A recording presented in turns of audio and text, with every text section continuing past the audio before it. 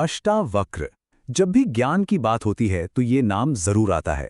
तो आज हम समझेंगे ओशो की नज़र से उनके सबसे क्रांतिकारी विचार को। एक ऐसा विचार जो शायद हमारे जीवन को देखने का पूरा तरीका ही बदल दे। कभी सोचा है इस चमत्कार के बारे में? सोचिए, ये हड्डी, ये मांस, बस एक ढांचा, और इसके अंदर चेतना का एक दिया जल रहा है। और ओशो कहते हैं, अगर सिर्फ इस एक बात को भी गहराई से महसूस कर लिया जाए ना, तो दुनिया के सारे चमत्कार, सारे अजूबे इसके आगे कुछ भी नहीं है। लेकिन अगर ये बात सच है, अगर हर पल इतना बड़ा चमत्कार हमारे भीतर हो रहा है, तो फिर एक सवाल खड़ा होता है कि भाई फिर जिंदगी में इतना दुख, इतनी पीड़ा क्यों है? क्यों हम सब इस चमत्कार को महसूस नहीं कर पाते? और इसका जवाब कहीं और नहीं बल्कि हमारी अपनी ही नज़र में छिपा है। असल में हम जिंदगी के सबसे बड़े चमत्कार को तो देखते ही नहीं, उसे नज़रअंदाज कर देते हैं, जो हमें एक तोहफे की तरह मिला है। देखिए, हमारी पूरी की पूरी जिंदगी बस छोटी छोटी शिकायतों में ही तो निकल जाती है। नौकरी अच्छी नहीं है, घर थोड़ा और बड़ा होना चाहिए, फलाने रिश्ते में बात नहीं बन रही। और इन सब इच्छाओं की जो भागदौड़ है ना, इस शोर शराबे में हम चेतना के उस शांत और कीमती तोहफे को बिल्कुल ही भूल जाते हैं। और ओशो के हिसाब से बस यही हमारे सारे दुखों की जड़ है।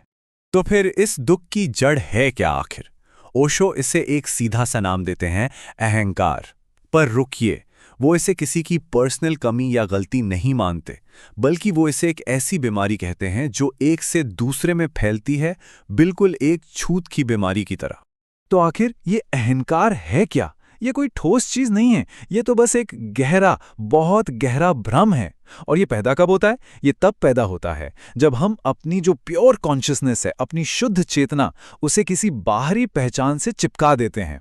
मतलब जैसे ही कोई कहता है, अरे मैं तो बहुत बुद्धिमान हूं, या मैं तो बड़ा अच्छा आदमी हूं, या मेरा पद तो बहुत ऊंचा है, बस उसी पल हम खुद को एक छोटे से दायरे में बांध लेते हैं। और बस यही तो अहंकार है।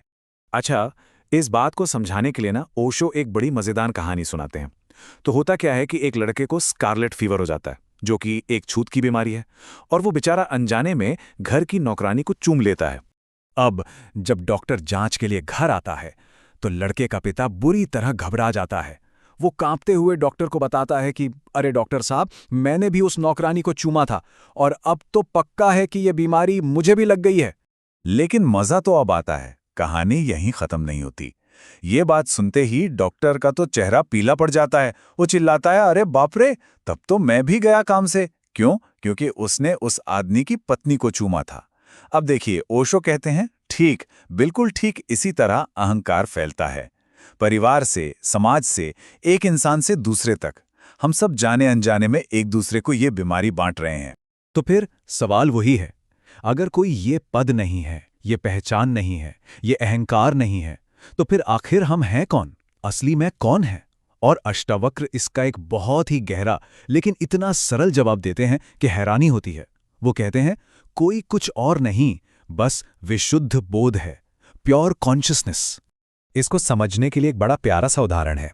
मान लीजिए एक बर्तन में एकदम शुद्ध दूध रखा है।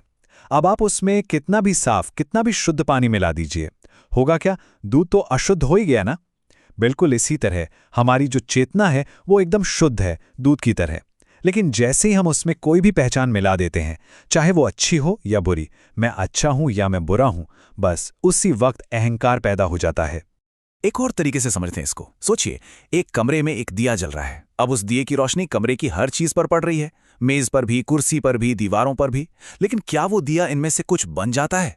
नहीं, वो तो बस रोशनी है, एक साक्षी, एक विटनेस। हमारी चेतना भी ना बिल्कुल इसी दिए की तरह है। वो हमारे शरीर को भी देखती है, हमारे मन को भी, हमारे हर काम को भी देखती है, लेकिन वो इन सबसे एकदम अलग है। वो सिर्फ एक साक्षी है। ठीक है, तो अगर कोई सिर्फ साक्षी है, सिर्फ देखने वाला है, तो फिर इस दुख के खेल से बाहर निकलने का रास्ता क्या है? और इसका रास्ता एक बहुत ही पावरफुल सूत्र में छुपा है, जो हमारी सोच, हमारी मान्यता की ताकत को बताता है। अष्टावक्र का सूत्र है, जैसी मति वैसी गति। सीधा सा मतलब है इसका कि जो इंसान दिल से ये मान लेता है कि मैं मुक्त हूं, वो सच में मुक्त हो जाता है। और जो ये मानकर बैठ जाता है कि मैं तो बंधा हुआ हूं, वो अपने लिए बंधन खुद ही तैयार कर लेता है। मतलब हमारी जो हकीकत है वो और कुछ नहीं, बस हमारी अपनी ही गहरी मान्यता का एक आईना है। ओशो इस बात को प्रोफेसर भोलाराम की एक बड़ी ही मजेदार कहानी से समझाते हैं। होता यह है कि होली पर प्रोफेसर साहब थोड़ी सी भांग पीकर कुछ गड़बड़ कर देते हैं और बस अगले ही दिन से उनके दिमाग में एक बात घर कर जाती है कि अब तो पुलिस उन्हें पकड़ने आएगी ही आएगी। और इस डर में वो 3 महीने तक हर पुलिस वाले को देखकर छिपते फिरते हैं। अब देखिए, उनकी ये मान्यता, ये बिलीफ इतना पक्का हो जाता है कि यही उनकी असलियत बन जाती है। तो आखिर में उनके दोस्त एक तरकीब निकालते हैं। वो एक नकली पुलिस वाले को बुलाते हैं और सबके सामने प्रोफेसर साहब की फाइल जलवा देते हैं। और जैसे ही वो फाइल जलती है, उनका वो गहरा विश्वास टूट जाता है और वो उसी पल उस डर से आजाद हो जाते हैं। तो ये कहानी हमें क्या दिखाती है? यही कि हमारी मान्यता ही हमारी दुनिया बनाती है और मिटा भी सकती है। और बस यहीं पर अष्टावक्र का जो संदेश है वो सबसे ज्यादा रेवोल्यूशनरी, सबसे ज्यादा अनोखा हो जाता है। ये हमें उस परम सत्य की तरफ ले जाता है जो अब तक हमने जो भी बातें की उन सबका सार है, निचोड़ है।